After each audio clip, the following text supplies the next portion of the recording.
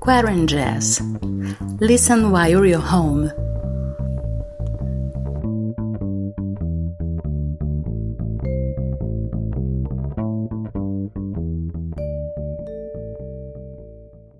Hello and welcome to the 22nd episode of QuaranJazz, your weekly update on what jazz musicians from all around the world are doing during the year of 2020. I'm Geisa Fernandes, singer, songwriter, and music researcher from Rio de Janeiro, Brazil. The idea of this podcast came during the most scary days of the pandemic, with testimonials from musicians from different affected regions, and now we are witnessing the return to the activities, at least partially, for some musicians. For me, the situation hasn't changed so much. I'm still confined. And there's also another thing that hasn't changed so far. During the last 22 weeks, this podcast is a living example that the show must go on. That's what the musicians did. They kept on working, they released new material, they tried their best to stay in contact with their fan base. To all of them, my sincere respect. To all of you listening to us, a huge thank you very much. Your company has turned this 22 weeks much easier and lighter to bear. Thank you very, very much. And if it's your first time on QuaranJazz, I strongly recommend you to check out the other episodes. I'm sure that after getting to know what these musicians are doing, you're gonna have another opinion about the year of 2020. If you're a jazz musician and you'd like to share your stories here with us in this show, just drop me a line. There are several ways to contact me, and they are all listed in the description of this episode. For instance, you can visit my website, geisafernandes.com, and fill out the contact form. Or you can sign up for my mailing list and get exclusive regular content. But if you're not a jazz musician, you just landed here by chance, and after these 2 minutes you're starting to think, what is in here for me anyway? And maybe you're thinking, gee, I just wanted to listen to some jazz. Is it possible? Of course it is. Check in the description of this episode the link to a Spotify playlist with the songs played in all the episodes, plus bonus tracks. Yep, I'm talking about QuaranJazz, the playlist. No talk, all jazz.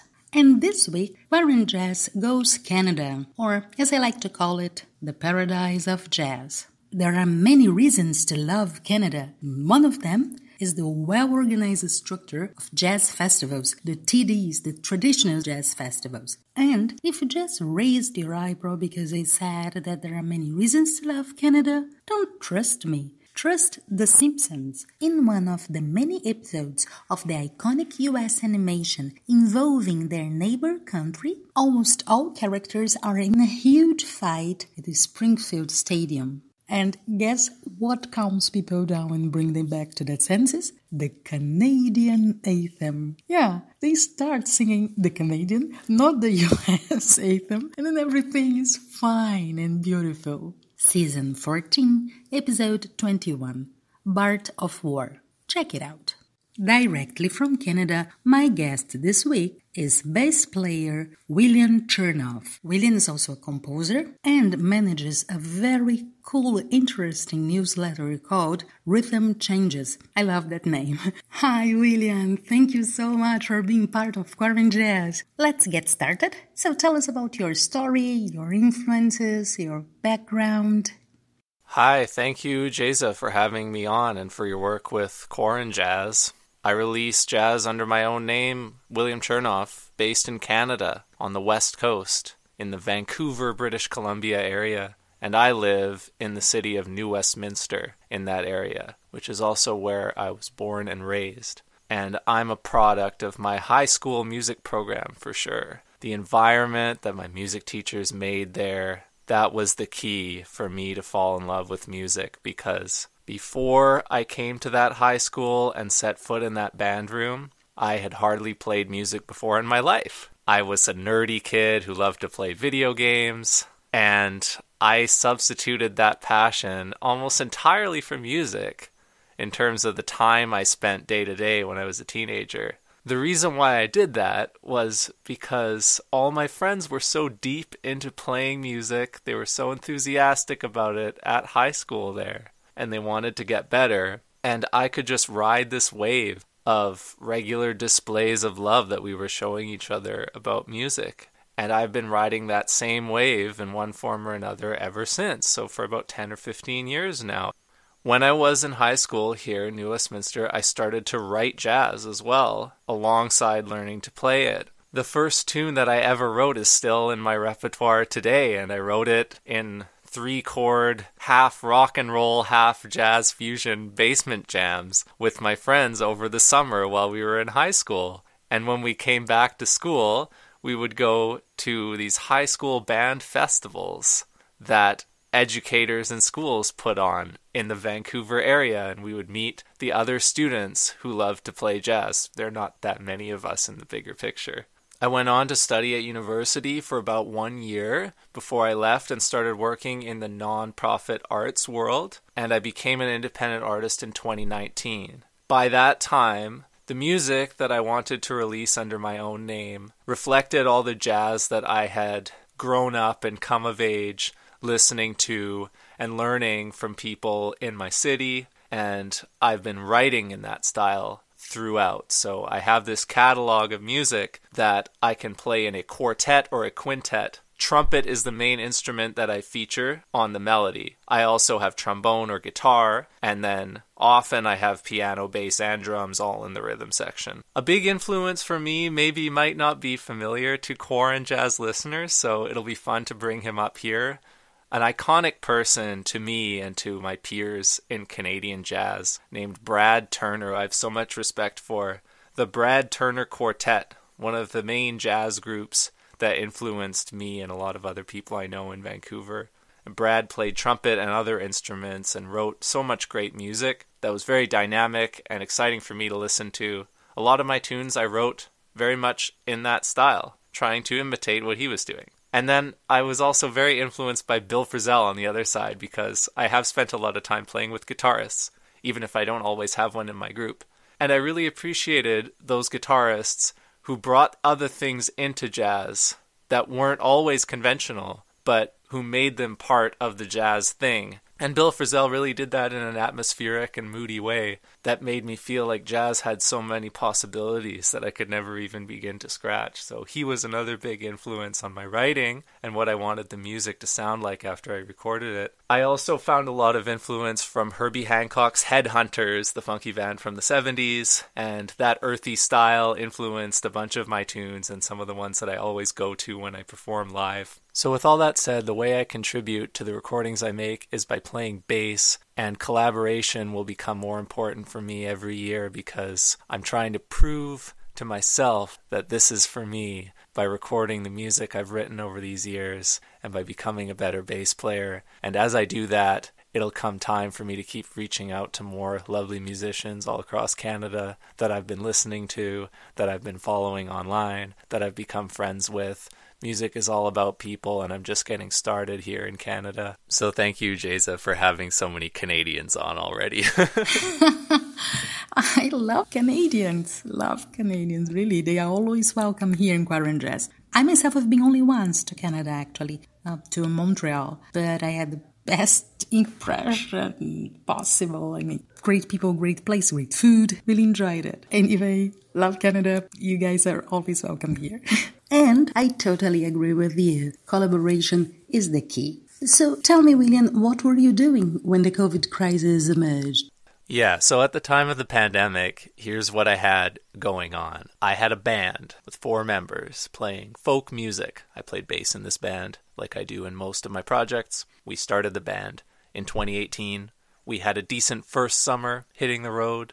We recorded our first album in 2018. Then we brought that album on a bit of a Canadian tour and played at folk festivals in our country in 2019.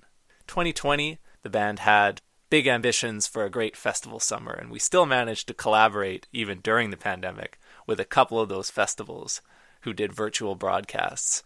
But we could never have reckoned that this outcome would change our band so much, so we're all very good friends, and we're keeping in touch to find out what we can do with this band, because I notice a spectrum where on one side you can be an artist that really focuses on the online audience and that develops strong presences, devoted followings on streaming stores and on social platforms and by email or other ways to keep in touch with people all around the world.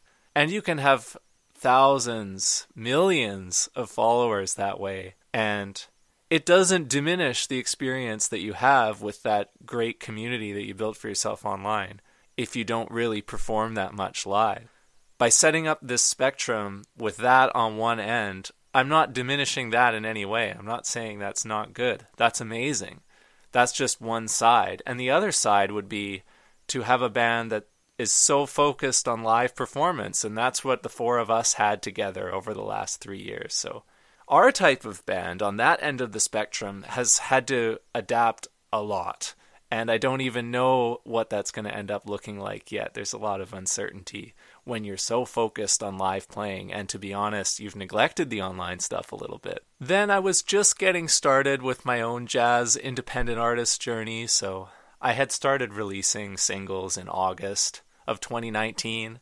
And then I had received a grant here in Canada, a small one, to put out a few more singles. I got that grant and I put out the first single associated with it about a month before the pandemic. So in a way that was really nice because I had the firepower to keep on keeping on and releasing singles even despite the pandemic and experimenting with different ways to share them with people.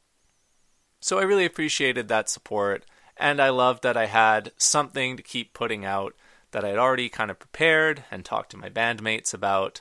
So that really kept me alive as an independent artist just trying to start. Then I worked as a producer for a couple artists locally, and I had to postpone some studio sessions because of the pandemic. And I'm not sure how much of that I want to continue doing. I mean, I will definitely keep working with these few people that I've met and who I started to collaborate with because I love working with them. But do I want to go out and look for more clients like that? Probably not. And the pandemic did teach me that. And a response to that was I started to write. So now I write regularly with a newsletter platform. And it just so happens that I left my nonprofit arts position a few months before the pandemic with no foresight of that and for completely unrelated reasons. And I really respect the enormous challenge that is in front of the group that I worked for because, again, lots of live performance, lots of engaging people face to face in the community, and I'm still keeping in touch with them and figuring out how they're going to accomplish their mission, even though I did leave that position before the pandemic. As a summary and to give you an idea of what my time looked like before the pandemic too, because that changed a lot, I would say almost every weekend from about May till September, I would be traveling. So I wouldn't be gone for long periods of time, maybe only 2 days or 3 days, Friday, Saturday, Sunday, that kind of thing. And a lot of it was with my band and a lot of it was to festivals. But pretty much every weekend for about 4 or 5 months, I would do that in the late spring and through the summer and into the fall here in Canada. And that won't happen, and that hasn't happened so far. So that's been a big change to my time. And even at the level of my city, I haven't had to commute around the city as much. I've learned that, like a lot of us have learned, a lot of projects can happen from home, or they can happen with different people if you need to. You know, they can happen with people locally, that places you can walk to or get to really quickly. Those changes surprised me as well. So my time day to day, it actually changed quite a lot, and it opened up some more time for me to start new things like writing. And what about the lockdown restrictions? Were the measures very hard in your region? Now, regarding the pandemic, this is where I feel the most fortunate because where I live, we have not been on lockdown at all, and that's been amazing. I've been so grateful for that. I can't even describe. Based on what I've heard about the situation globally, I'm very fortunate to live where I live. End of story. And in accordance with that, some venues have begun to present live music once again inside their rooms. Now they do that with limited capacity and they sell tickets to online broadcasts of these events. to help fill out the experience for them as a presenter, because I think it's a very small number of people that these few places opening up can bring into their rooms. I haven't gone to any of these places yet, but I suspect that I will, even before the end of the summer. And the reason why I haven't gone yet is just that I've felt invigorated by the new things that I've been able to try during the pandemic, and being in my city more often, being at home more often, partly because of how fortunate I've been with the situation health-wise here. I haven't felt limited by that. I've felt excited to write more, to write music more regularly, to collaborate with people in a recording studio that I can walk to bring people into a garage that has just enough space for us to set up across the garage room and rehearse. Those have all been such wonderful things at this time, and I've enjoyed focusing on those. And when you're in that state of mind, it's hard to go out to a venue, and I've always felt that way. I've always been more the homebody than the road warrior in that sense, that I had this suspicion that traveling to performances, like I mentioned earlier, it felt more like a chore to me than an experience that was an end unto itself, like it was with some of my friends, where they just loved being on the road. And I respect that, but I always kind of knew that wasn't me. And now that I get to spend my time doing really invigorating things at home, I know that about myself. I know that I'm okay to not enjoy performance travel and to enjoy being at home. Now, that's extending right now even to me not wanting to go get on the train and go to the local show, even though it's super exciting that they're reopening. So that's something on my mind. I'm looking for opportunities to go out and meet, even if it's a couple of people live again, because that is really special and I want to support it. I know that the recording studio I spend most of my time in has a safety policy regarding the pandemic. I have one too that I've adapted from them, and I know that a lot of people have that. People are doing their best to wear masks and to slow the spread, even though I live in an optimistic part of the world. Now, there's still no festivals in sight, and there's still no large events in sight, but I am grateful and proud, as I'll say as many times as I need to, that I've lived in a part of the world where things can be reopening right now during the midsummer. It's funny because I usually book gigs for my jazz music quite far in advance. So there's still some gigs that I'm wondering about because I booked them in January, February, and they're very small and they could still happen. And a couple of the venues that I tried to book, they're reopening now. But I'm sure they're just swamped. Everybody is swimming in email obligations trying to figure out what to do here. So I get it that I haven't figured it out with them, but I might have some performances in the fall that I worked on booking in January. I know that in Canada we can go from province to province too. Maybe that's not true of the entire country. I don't know off the top of my head. But here in the west of Canada, we can go from the west coast into the middle of the country if we want to. We could drive and do that, but we cannot or should not go across the American border, and I haven't entertained that idea at all right now. And the common thing throughout it all is that I'm young, being a millennial or Gen Z musician, that lets me think about this so much more optimistically because I'm here to stay in the world of music, and whatever it looks like from here on, that's where I'm going to be working. So I don't need to think too much about what it's been like in the past.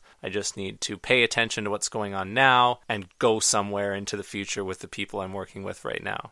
Oh my gosh! That means that for the first time in QuaranJazz, we have a musician that's actually not having the experience of quarantine. That's amazing! Now we've covered everything.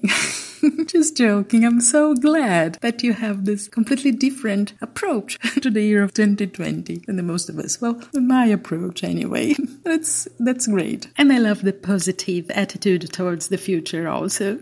And what about the track you've selected for us today? I love the title. Tell us the story, please. Okay, so the tune I'm featuring on QuaranJazz on this episode is titled Sitting to Her Left. And it's a tune that I wrote in the fall of 2014, so about 6 years ago. I wrote it at a university lecture where a friend and mentor of mine asked me to participate in a lecture about sound waves because his course that he co-taught with a physics professor was about the physics of music. Very cool. And I was always happy to come when he taught the class with some other friends and demonstrate with them how some different instruments' sound waves looked. And my friend and mentor, who's a guitarist and singer-songwriter, when I wrote this tune and when I went that time, I'd only met him about 9 months ago, but he was a supporter of what I did, and he became a supporter so fast. He really made me feel comfortable working with him, and the group that I worked in with him became a safe haven for me when a lot of other things in my life were up in the air, and I spent the next several years of my life working there. He was someone that spent a lot of time with me right away. He was very generous with me. We had long conversations. I trusted him. He was a very welcoming person. And one of the things on my mind at the time was that I was coming out of my brief time attending university. It was a tough decision, and I felt insecure because I was very young. I felt like I needed to hide. And writing music, but playing as well, became the way that I processed this experience. And I wrote this tune, just like I write a lot of my other ones, very spontaneously about very kind of mundane, obvious things. So literally, I was sitting in the lecture waiting for my turn to go up and play bass and show the sound wave. And I was writing the tune on a piece of sheet music paper that I had on my desk in front of me. And it was one of those desks that is on only the right-hand side or the left-hand side if you're left-handed, the half desk kind of thing. I had a piece of sheet music there, and I was scribbling a tune for fun, absent-mindedly, while I was waiting to go up in the lecture. And I had one person sitting next to me, and she was sitting to my left, so that's how I came up with the title in that random situation. And not only do I come up with the titles that way, but I also write the music that way. If I can come up with a musical idea, it becomes logic-based when I'm writing instrumental jazz tunes. I can follow that idea to a logical outcome, and I don't really have to think too hard. If I have one idea, I know the rules, so I know where that idea would tend to go. And so Sitting to Her Left, this tune, is a straight-ahead tune with a head arrangement and some solos, and it sounds like the jazz standards that I played all the time at that time. And I want to thank Jeza and Jazz Fuel, where we met online, that online community, and any other online community surrounding QuaranJazz. And we'll get through this. It's so much fun to connect with musicians online and to still feel like we belong in this music home together worldwide. Wonderful. Thank you, William. Thank you so much for your participation. It was really fun. Thanks a lot. It was a pleasure talking to you. And extra thanks for premiering your single here in QuaranJazz. Thank you very much for that. Much appreciated. And you, dear listener, thank you very much as well for staying with us. This was the 22nd episode of QuaranJazz. I'm Geisa Fernandes, singer and songwriter from Rio de Janeiro, Brazil, and this was your weekly update on what jazz musicians from all over the world are doing during the year of 2020. If you'd like to continue this talk or take part in this show, just check the links in the description of the episode, and you'll find the best way to contact me. I would also like to remind that QuaranJazz is the proud participant of the Social Distancing Festival, an amazing action that took place in the beginning of this year, promoting works from artists that were unable to travel and, perform live.